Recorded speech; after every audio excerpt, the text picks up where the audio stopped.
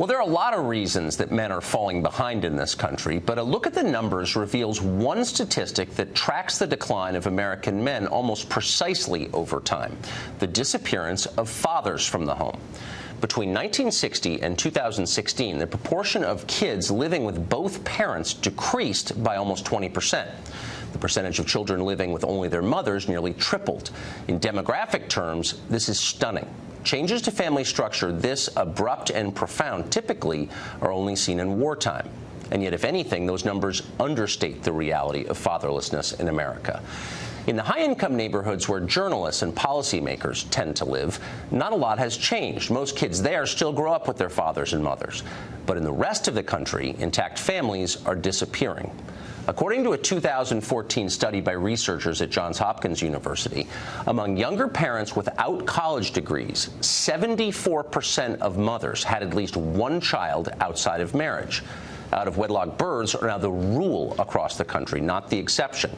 Increasingly, having a father at home is a sign of affluence, but it is also a cause of affluence, especially for boys. Boys who grow up with a father at home earn much more as adults. Boys who grow up alone with their mothers tend to earn less. They also have more disciplinary problems in school. They read less and less well. They're less likely to graduate from high school or go to college. They are more likely to be unemployed and to live in poverty. They get married less often, and when they do, they divorce more. They're more likely to be obese and to have asthma. They are far more likely to abuse alcohol and drugs, exhibit antisocial behavior, and commit acts of violence. As adults, they're twice as likely to go to prison.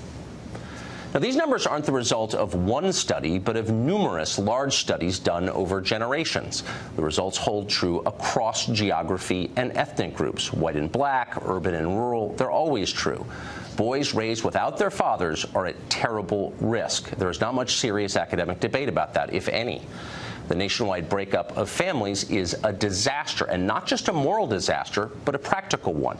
It may be the largest public health crisis that we face. So what's driving it? Well, there are many factors.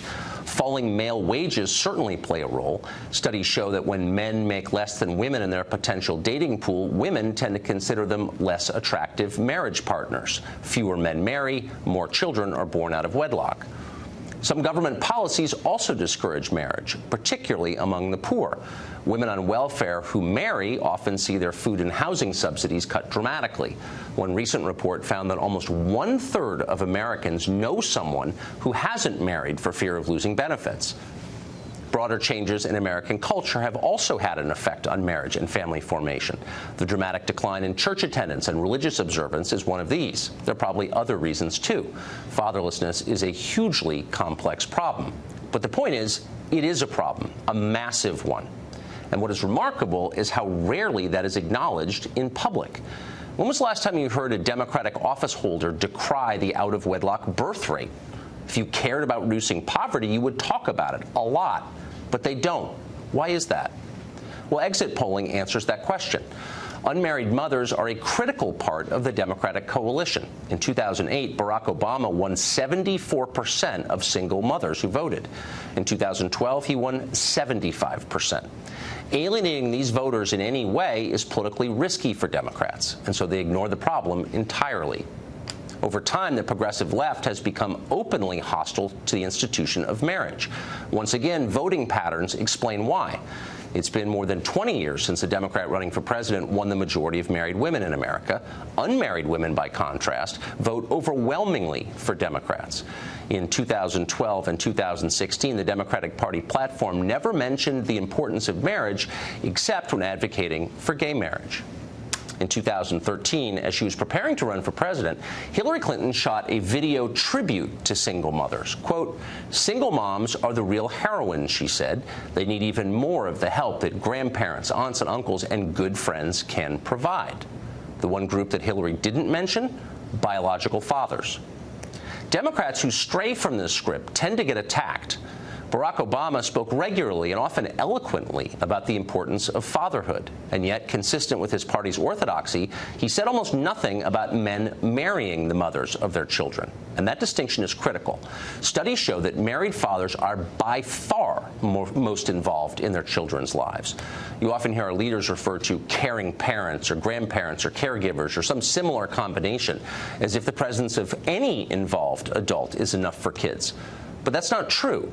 At least for boys, the presence of a biological father in the house makes all the difference. On at least one occasion, Obama suggested that he understood this. In a 2003 speech about gun violence he gave in Chicago, Obama noted that, quote, "we should do more to promote marriage." Almost immediately, he was attacked from the left. An article in Ebony magazine suggested that Obama's remarks were racist. MSNBC ran an op-ed attacking him, and so on. He went back to platitudes. Hillary Clinton was right about one thing. Being a single mother is difficult. A lot of single mothers work incredibly hard, and they ought to be admired for that. But that doesn't mean that single motherhood is a good idea for society. It's not. It's a tragedy, especially for boys. And the rest of us ought to stop lying about that.